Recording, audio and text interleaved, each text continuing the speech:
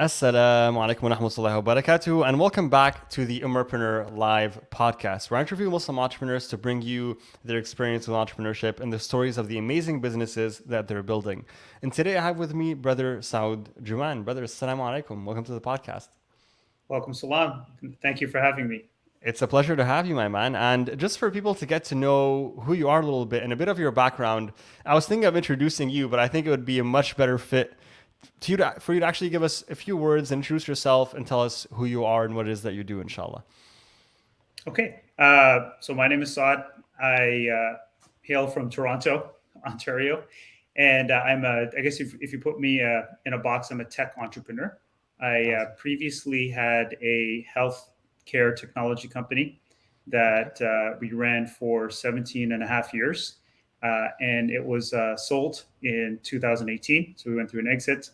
I'm also a father of a few little kids that my wife and I try our best to raise. And at this particular point, I am the CEO of a new tech company that was started a little less than a year ago called RockitShip.io. That's in the logistics and supply chain space. It's a SaaS based company again. Okay, amazing, mashallah. So it looks like you've already built a company, you've had a successful exit, and now you're building another. So you're back on track, right where you started, back on the journey of entrepreneurship.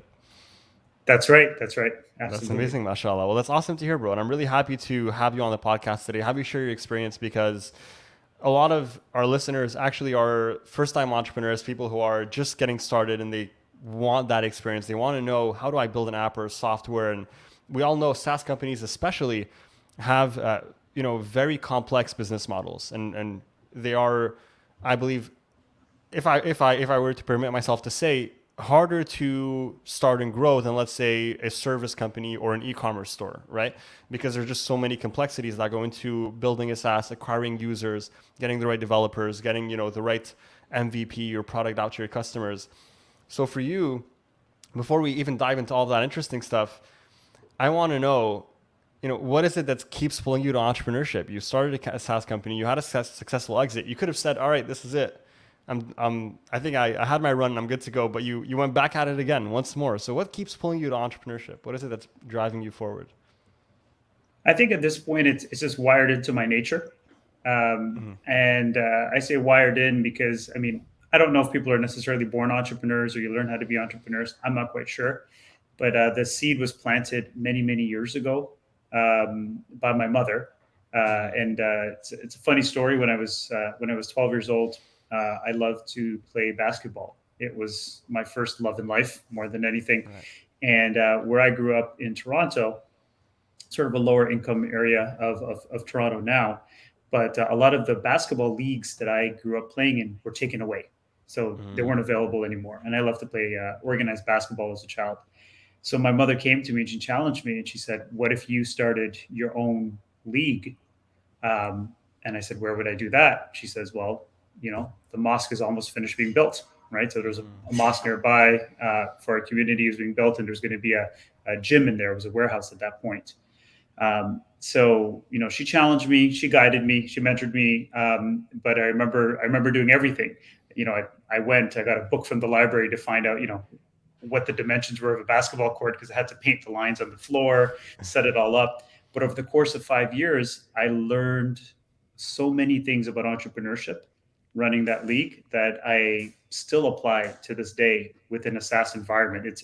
In terms of hiring, people management, motivating people. I remember at that point in Toronto, there was a surge of immigration, and we had a lot of new Muslims that came to our part of the city. And a lot of those kids that could really play basketball would show up, but they didn't have money for the league. So my mother once again challenged me and said, "Well, they need to be able to play. How can we get money?" So I learned about pitching for corporate sponsorships, as a 13-year-old.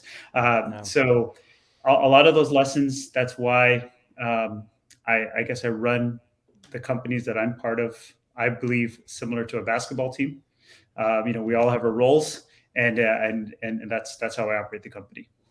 That's amazing, mashallah. Well, it really is interesting to hear that you kind of had this initial experience in your childhood that forced you into a leadership position, and then figuring out, the solution to a few complex problems, and then that led to perhaps realizing, oh, hey, this is something that I naturally inclined to. I think I enjoy. Let me see if I can turn it into an actual business and build a few businesses along the way. Walk us through the first business that you built, brother, a little bit more. What was it about? What is it that you actually did within that software? What problem did you solve? Well, I had a desire before I started the company to do something in health, something Mm-hmm. in healthcare that would have a positive impact on people. So I was really in a mode of searching to find out what opportunities would come along for me.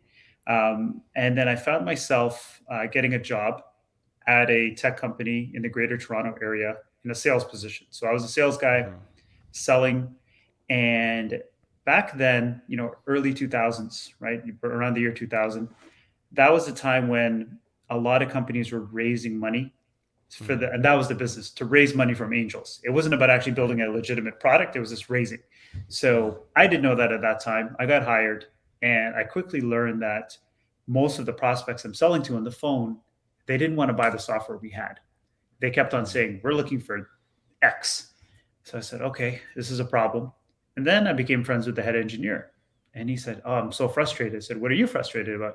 He said, whenever you sell something, the new customer comes to me and said, we don't need it to do this. We need it to do X. So I said, that's the same thing they're saying on both sides of the conversation. We took that idea to our CEO at that time. They were not interested in it.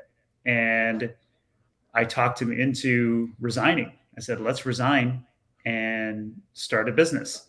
Now, timing is very important because now, you're in Montreal, I'm in Toronto, you start a business, there are incubators, there's COVID, but there's shared working spaces, there's all this infrastructure set up to start a company. Right. Back then, in Toronto, we only had something called the Mars building, which is a big building downtown. There wasn't a whole lot of infrastructure. So when we quit, he quickly looked at me and he said, where are we going to work? Because back then, you start a business, you have to have an office. Mm-hmm. So I quickly thought, I said, don't worry, I got you, bro. I already have the office space lined up. It has 24/7 access. It has a caterer. It has exercise facilities. It has a shower. He says, where's this place? I said, it's my mom's basement. I said, that's where we're going to do it. I said, she's the chef. I got my old weight bench down there. There's a shower. So that's where that company started, and it was called Policy Medical. And what we ended up building, we found a niche for building a specific type of SaaS-based document management company. It turned out that hospitals needed a specific type of document managed correctly. They were doing a poor job of it before, and the consequences were really, really large if they didn't manage the document correctly. It could lead them to a lot of lawsuits and potential fines and jail time for the executives of the hospital. Mm-hmm. So that was our initial niche. Our goal was to stay in Canada and sell the product in Canada, but that didn't work out all that well. We had to kind of look down south to the United States to get our first few clients. Okay. I want to ask you about how it felt when you made that decision to resign from your job to start your own business, and then, do it from your mom's basement, which is what so many entrepreneurs are so, afraid of, because it's a big step, right? To say, I'm going to let go of my lifeline that I have right here, this stable paycheck that I get every 2 weeks or every month, to start something unknown that, there is no guarantee whether this is going to work or not. It's, I have to believe in myself and I have to trust that it will work out, and I have to take that risk. What was that like for you initially, if you were to recall that experience or those moments? And how did the people around you react to that, including your mom, when you told her that, I might actually just bring a few guys in your basement and we're going to start a business? So seems like two sides of the question. So for me, I'll answer the first part. Sure. How did I feel? It wasn't hard for me. It seemed very natural. It seemed like the thing I needed to do. And I just took action. I just did it. Mm. Um, Over time, when I look to mentors and people that I look up to, I see that that's something they do really well. I think we all do that from time to time, but kind of the great ones are very consistent. And I'm not saying I'm one of the great ones, but I'm saying people that I look up to, I'm like, okay, well, Yeah. when they know there's a right decision, they don't question it. They just go do it. Right. So I think that was a point in my life where I happened to do that. I think it was easy. I believe it was easier for me to do it at that time because I was so singularly focused on trying to find the right opportunity to make an impact on healthcare. That's all I cared about at that point in terms of my work world, right? How do I make an impact on healthcare?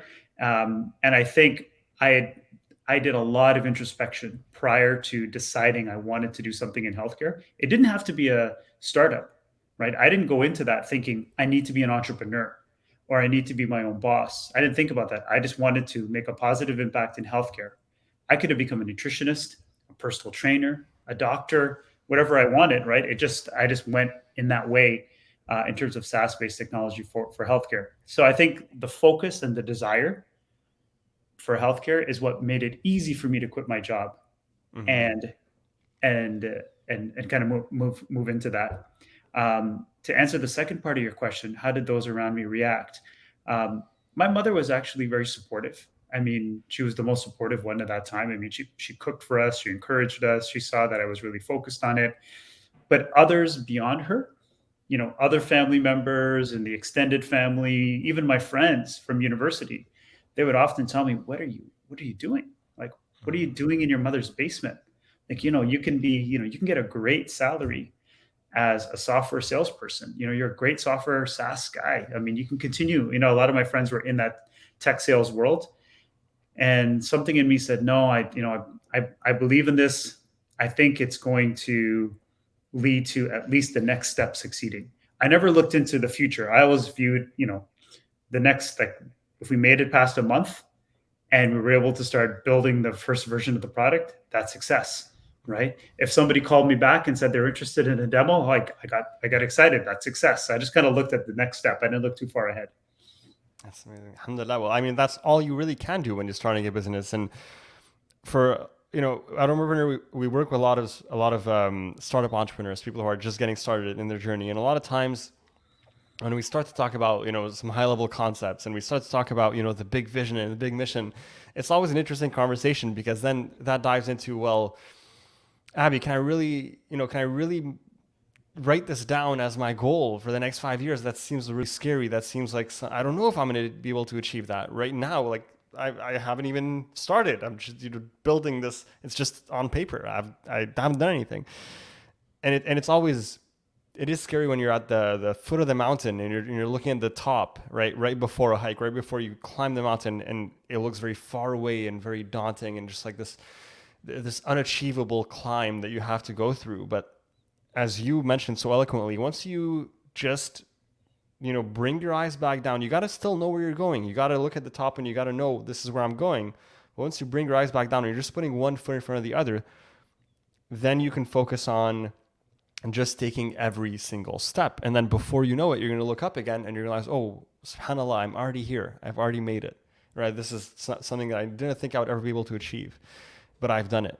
Have you ever experienced that in your journey? Experience what, in terms of just looking at one step ahead or looking all the way up the mountain? Yeah, so just like that experience of, a lot of times we kind of set those goals and we think they're impossible, but then we just keep doing the daily actions and eventually we realize, oh wow, we actually made it. We were able to achieve this goal that we didn't think was, that was so grand initially. Yeah, I mean, all along the way. I mean, one memory that comes to mind in that previous company was when we got our first sale, right? Back then, I mean, even now, ironically, with hospitals, especially US hospitals, we ended up accruing a large number of hospitals throughout the lifetime of the company. But the very first one, everything happened over fax machine, right? Maybe your listeners don't even know what a fax machine looks like, but everything had to be faxed and it would be faxed back from the hospital. So I remember coming back into that basement, my mom's basement, and seeing we had this huge fax. It was literally like this big, huge fax machine. And I was like, what's that paper in the fax machine? And I looked at it and it was a purchase order, right? It was confirmation that our first client was going to pay us money for our software, right? And really the pricing was just a made up price that we made up. I mean, we had no justification for making that price up. It was for $9,995, right? So, I turned to my co-founder at that time and, we thought we were rich. We thought we would just hit it out of the park. We're like, wow, this is amazing. I mean, somebody's paying us money for the software that we built, 5,000 for you, 5,000 for me. We've made it. I think that was our attitude along the way. And then, once we took a day to celebrate, then we turned our mind to, okay, what's next? what's the next goal, right? And then you achieve that. Yeah, subhanallah, and that's subhanallah how it all works. You know, it all starts initially with a dream, with a mission, with a vision of what it is that you want to build, and then subhanallah, you know, as you continue to put in the effort and you continue to take one step in front of the other, Allah subhanahu wa ta'ala starts to grant you his barakah, starts to grant you ease on the journey, as long as you're committed and you're truly serious and sincere about it.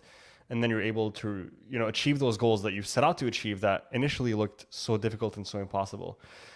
And you recently now have started working specifically on really helping warehouses, which is or small warehouses, become more efficient through technology. That's really your tagline on LinkedIn. When I first saw that, I was very curious and interested, you know, because it's such a niche market and a niche solution that I was very excited to talk to you about this. What prompted this solution to come to play, and what even sparked this idea? Tell me more about what it is that you do, brother. I'm really, really interested. Well, I had some time off. So in 2018, that last company was sold. I took almost a year and a half off, and I explored. It was a mixture of exploring a bunch of different things, resting a little bit, and also becoming a little bit complacent, to be honest. So I explored investing in other companies. What would it be like to be an investor? Then advising, then sitting on boards. So I did a lot of that, and then through a lot of talking with my wife, I realized that I don't want to be on the sidelines, right? I mean, I love basketball, I love sports. So I always think about things like basketball, right? So I'm like, right now I'm on the sidelines. I'm operating as like a coach, assistant coach, trainer. I want to be in the game. I'm too young to be on the sidelines. So once I made that decision, I want to be in the game. Then I started to put feelers out to find co-founders, because based on my experience, I'm in my mid 40s now, right? When I started that last business, I was in my mid 20s. So, I had a mentor last year from the basketball world, right? Yeah. And he urged me. He said, "Hey, you know what? Do things the 43-year-old way. Don't do it the 23-year-old way." So the 43-year-old way, based on, with a little bit of experience, I know that if you think of a product idea for Saas or any other business, that's just the beginning. That's not the main thing. A lot of entrepreneurs think like, "Oh, I thought of this idea." The truth is, what you end up going with, if it's successful, looks very different from what you initially thought. Like, there's going to be some pivots and some changes and everything else before you actually launch the thing. But one of the critical ingredients of success is being able to mastermind and riff and bounce ideas off and soundboard and create with other people. So you need those collaborators. So I was searching for the right type of complementary collaborators that I could co-found something with. So when I put that out into my network, I ended up getting connected to an entrepreneur in the United States that I didn't know, but we had a mutual friend. So we ended up connecting, just when the pandemic had begun, actually, right? So I'm in Toronto and he's in Florida. And it turns out that he has some small warehouses and he sells some apparel in the warehouses. And 7 years ago, he was looking for software to make his warehouses very efficient.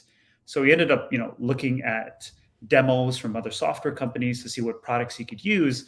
He wasn't happy with any of them, so he ended up building his own. And his software has become so efficient and actually so popular that other entrepreneurs, even out of the warehouse world, visit him for field trips to see how can a business be run so efficiently.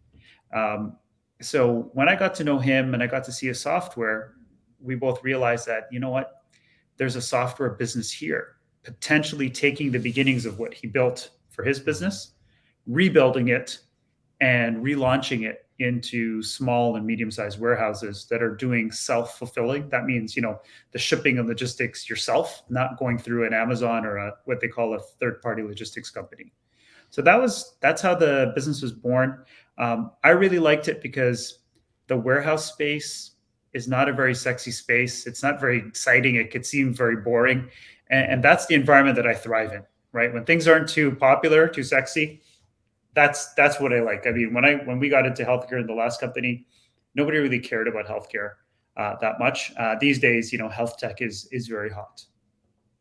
That's really, really true. And I want to ask you because, you mentioned something that I think you kind of glanced over, right? Because for you, it probably is just natural. It's one of the steps that you've taken to build this company.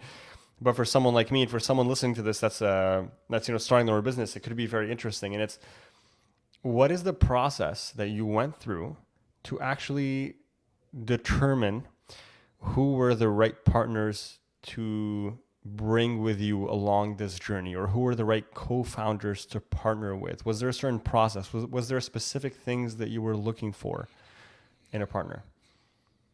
Yeah, absolutely. So, I mean, I have a little bit of experience. So I know what I enjoy and what I'm good at, Mm-hmm. and I know what I don't enjoy and what I'm not good at, right? So when it comes to sales, marketing, client success, and recruiting, those are the areas that I'm decent at.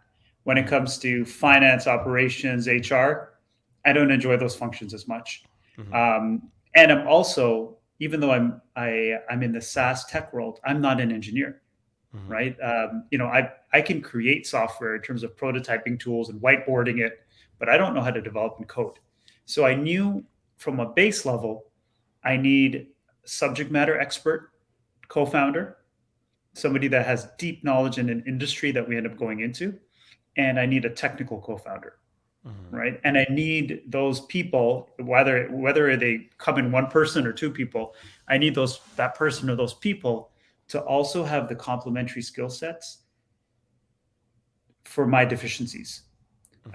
So at a base level, that's what I'm looking at. And then comes the important stuff, the soft skills, right? The virtues, the characteristics, the ethics, like those personal things that are important to me. I need to find those things in these co-founders as well, because I've had my own bad experiences in the past where I didn't realize that those things had to align as much. I didn't pay as much attention to aligning the personal stuff, and it leads to actual conflict.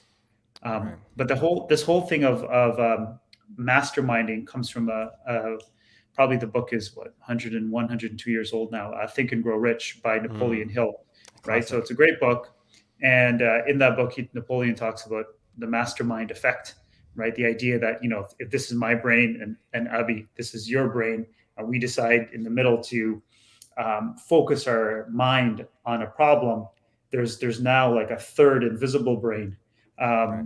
being created when we're collaborating together. That's where those sparks fly.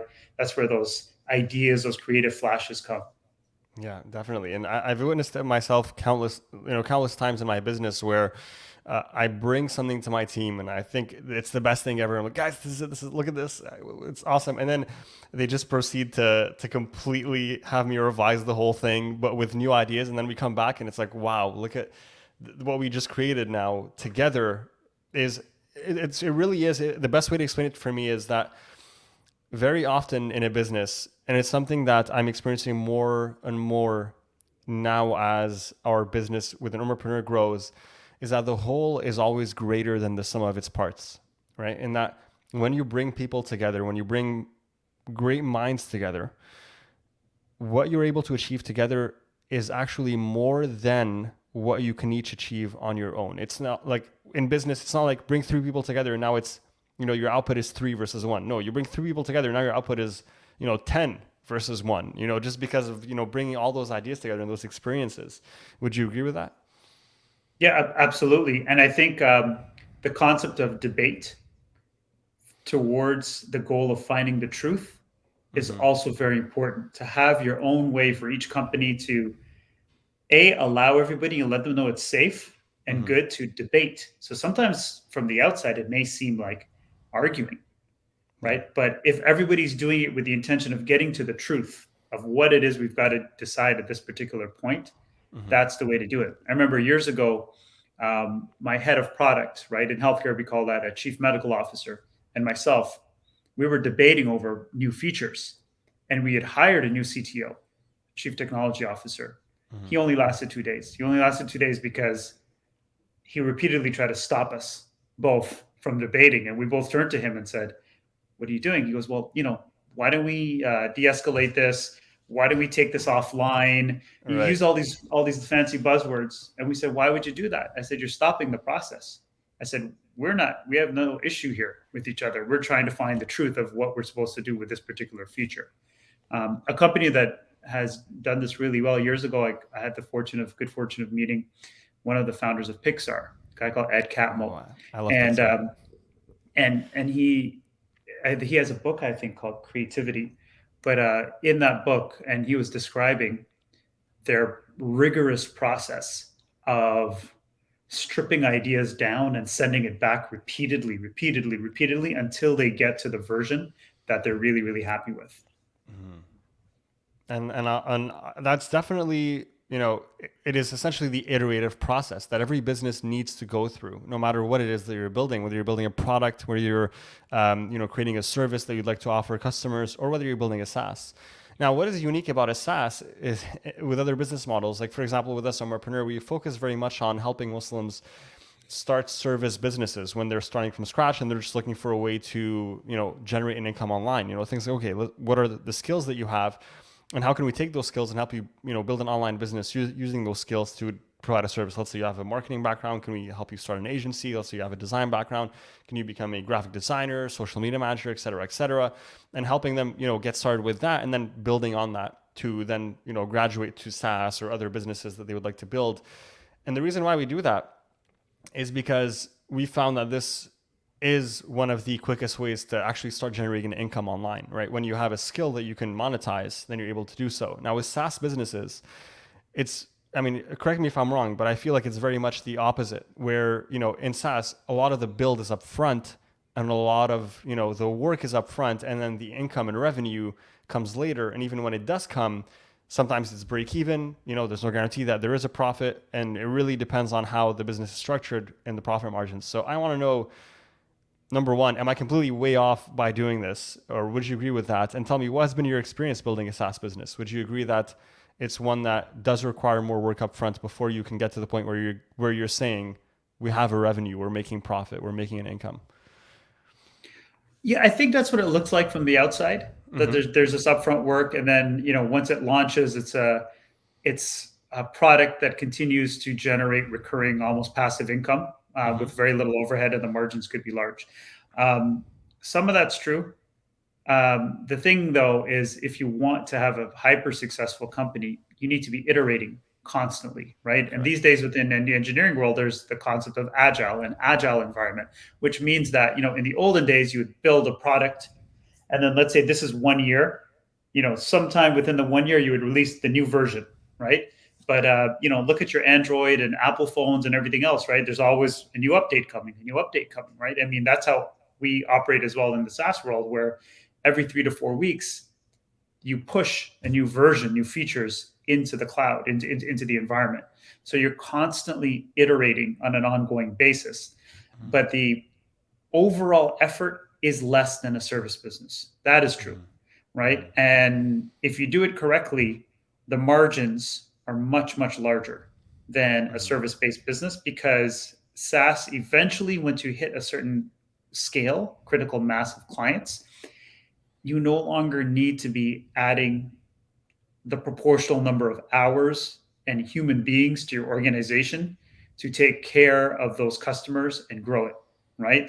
There are systems and processes in place to make sure that client success is being handled by a minimal number of people. That would be my answer to it. I think for me, it makes more sense to do SaaS, Mm-hmm. because if I started a service business, then what do I need to do? I'm going to reach capacity for myself, from Yeah. the amount of hours that I have, and then I need to hire another person and another person and another person, right? And then there's supply chain as well.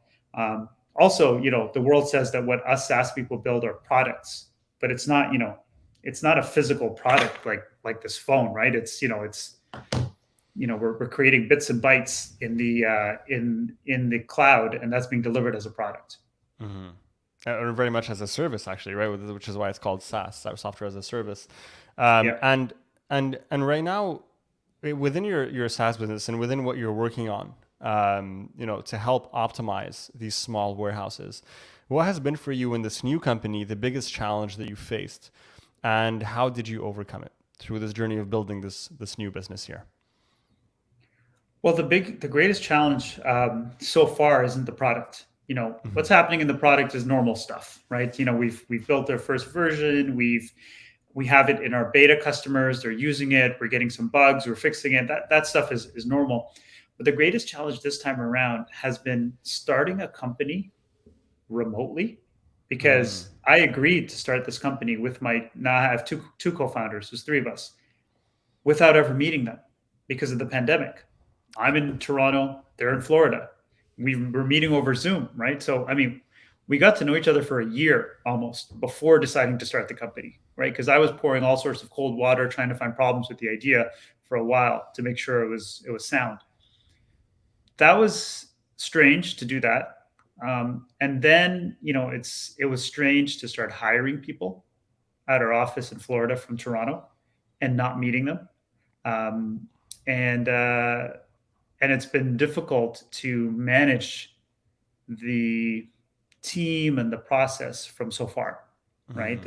Now, I think if the pandemic wasn't here, it would be much easier. Maybe on a quarterly basis, I'd be in Florida with the team for a few days every quarter, and there'd be that chemistry being built there as well, right? Because you need a certain amount of face-to-face for this remote stuff to work, right? Because you need that chemistry with each other first. Yeah. Well, how are you overcoming this problem right now? I mean, is it Zoom meetings and trying to just be present and connected remotely? Is that how you're Yes. overcoming this problem? Absolutely. I was planning to probably travel there a little bit more than I'm able to, but now, as the pandemic lingers on, I've decided not to go and just continue to do the best we can over Zoom. Right. And would you say that for someone that's starting a business now, within this pandemic, which is, I mean, we were hoping it was over, but now there's new variants coming out again. So, subhanallah. So, would you say that they should wait till it's over, or should they, as you've done, move forward despite it and figure it out and do things remotely if you have to? Just keep moving. Just keep moving. Do what you have to do. Right? You can't wait. Right? Because if you're not in motion, then it becomes stagnant. Right? So I mean, and look at it. If you had an idea at the beginning of the pandemic and you decided to wait, it's 2 years now. You'd still be waiting. Right? Yeah. So you've got to do the best you can with what you have. Definitely. What's the vision for RockitShip moving forward? So what can we expect from you guys? And have you guys launched yet? Or if not, when do you plan to launch? And if so, if you have launched, what is the vision that we can expect moving forward, inshallah? So we have launched. We're in a beta program right now, which means it's a controlled set of clients that we are installing the software in and monitoring.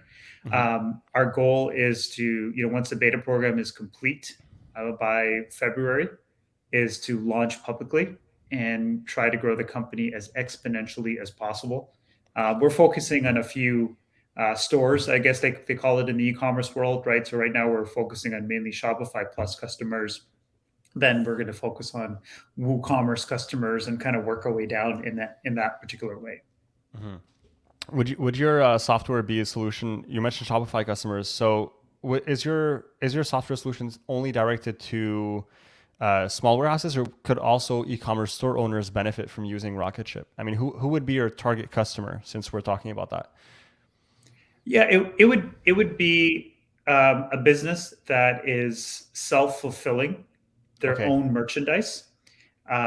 Usually it wouldn't be home-based. If you're doing it home-based, then our software would probably be overkill.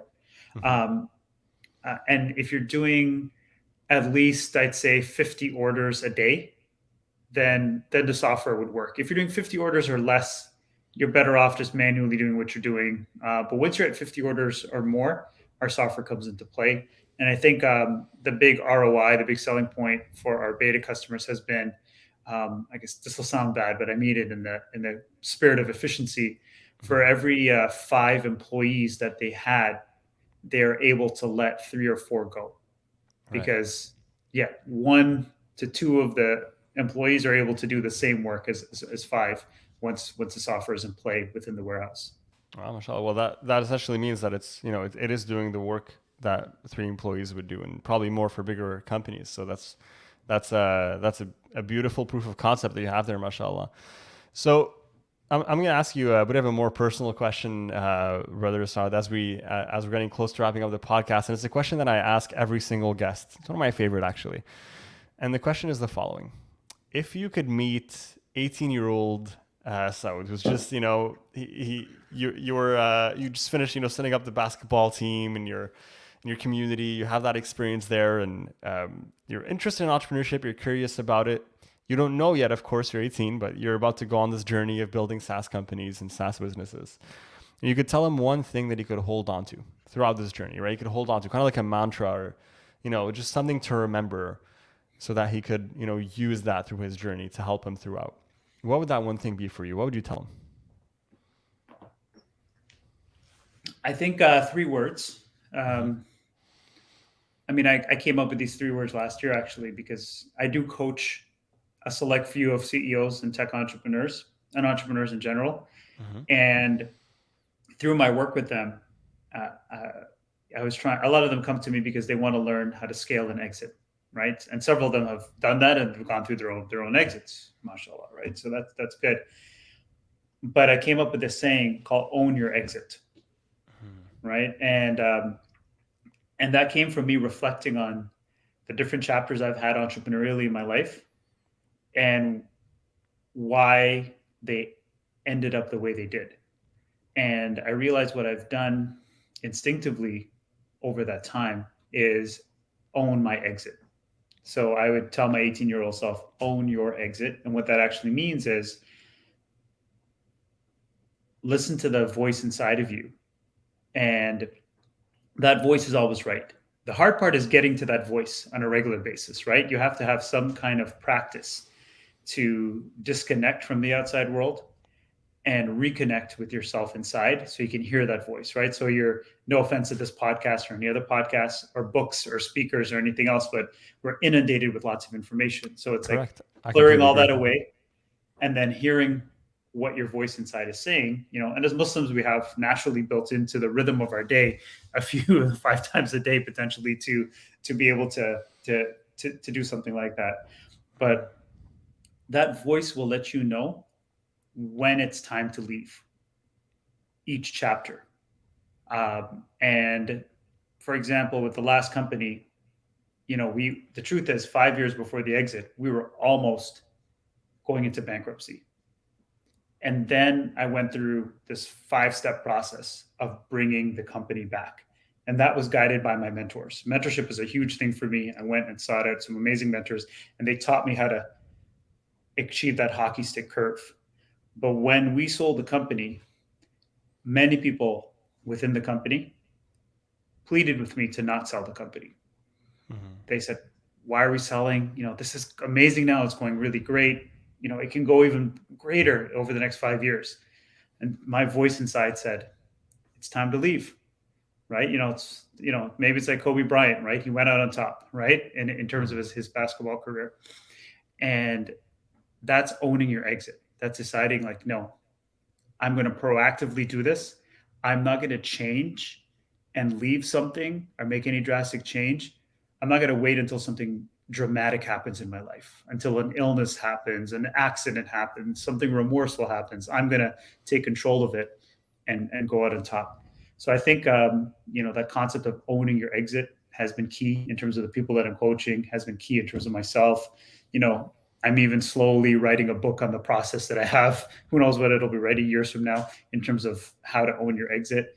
But that's what I tell myself. That's really beautiful, brother. I'm really glad that you shared that and you touched upon it on this podcast, and that you also touched upon mentorship and the importance of it. And I'm really excited to read the book. I'll be honest with you. I'm really excited to read the book and read about your experiences and what is specifically that 5-step process that you went through to take the company back from bankruptcy to alhamdulillah, being a successful, thriving company that you were able to exit, which is always really impressive. And I think for a lot of business owners and entrepreneurs, we sometimes go through those phases and a lot of people give up. A lot of people think, well, we're on the phase of bankruptcy. Let me get out now before it gets even worse, right? But you've chosen to stick it through. You've chosen to get mentorship, to get help, and to reverse the process, and it's paid off in dividends. So kudos to you for having that courage, honestly. MashaAllah. Jazakallah. Thank you. So where can people go to support you, connect with you, follow RockitShip, maybe be part of it? They're listening to it and they're like, you know what? I have an e-commerce. I have a few employees and I want to get rid of them. So I'm kidding. But I want to make things more efficient. So where can people go? Where should we lead them when they're listening to this? Yeah, my personal website, which is saudjuman.io. I'm not that active on social media. The only platform that I'm kind of active on is LinkedIn, so you can find me there. And also, I've got a blog where I have my own entrepreneurial ruminations on Substack. Okay, awesome, amazing. And we'll make sure to share those links in the episode notes. Inshallah, I'll send you a message so you can link them to me as well. Put them in the episode notes, in the video description. So if you're watching, look there and we'll make sure to have those links up for you guys so you can check them out and go and check out saudjuman.io. We put it up on the screen. If you're listening, it's saudjuman.io. So make sure to check it out, inshallah. And Saud, I really appreciate you joining me on this podcast. It was a very insightful conversation. I learned a lot. I'm sure our listeners did too. And I hope that we can even bring you on again in the future, inshallah. Abi, thank you so much. Jazakallah. Wa iyaakum. Take care, brothers. Assalamu alaikum.